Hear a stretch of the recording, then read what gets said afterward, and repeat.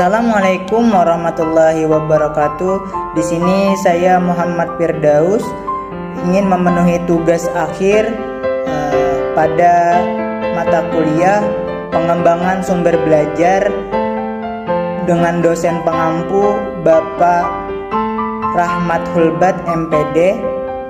Jadi di sini saya ingin menjelaskan tentang sumber belajar.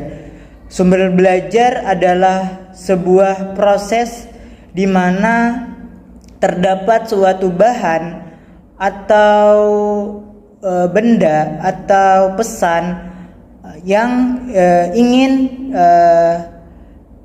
dilakukan untuk mencapai suatu proses pembelajaran agar lebih efektif dan efisien. Jadi adapun contoh dari sumber belajar itu adalah pada mata pelajaran sejarah kebudayaan misalnya. Sejarah kebudayaan Islam ada terdapat materi tentang munculnya agama Islam di Indonesia.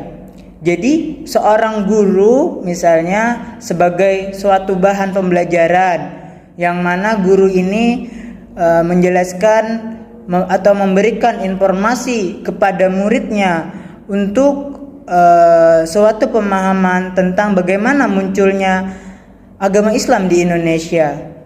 Yang kedua misalnya bahan ajarnya yaitu dari siswa itu sendiri. Siswa itu bisa menjadi sebuah informasi yang mana apa yang dapat kita gali dari seorang siswa itu. Adapun yang ketiga misalnya adalah buku belajar yang terdapat atau yang disediakan oleh sekolah atau LKS namanya biasanya.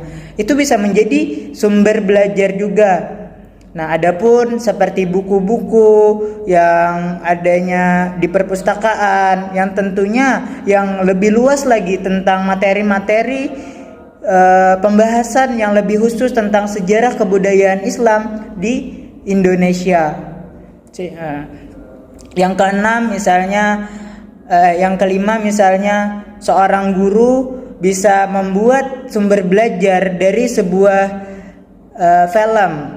Nah, jadi film yang diputar bagaimana perkembangan atau munculnya agama Islam di Indonesia ini. Lalu yang keenam misalnya dari media-media seperti artikel, koran atau jurnal itu bisa digunakan menjadi bahan atau sumber belajar bagi siswa. Nah, maka dari itu ada juga seperti peninggalan-peninggalan. Nah, peninggalan-peninggalan yang ada di Indonesia yang berkaitan dengan munculnya agama Islam di Indonesia itu bisa menjadi sumber belajar atau artefak itu sendiri. Nah, jadi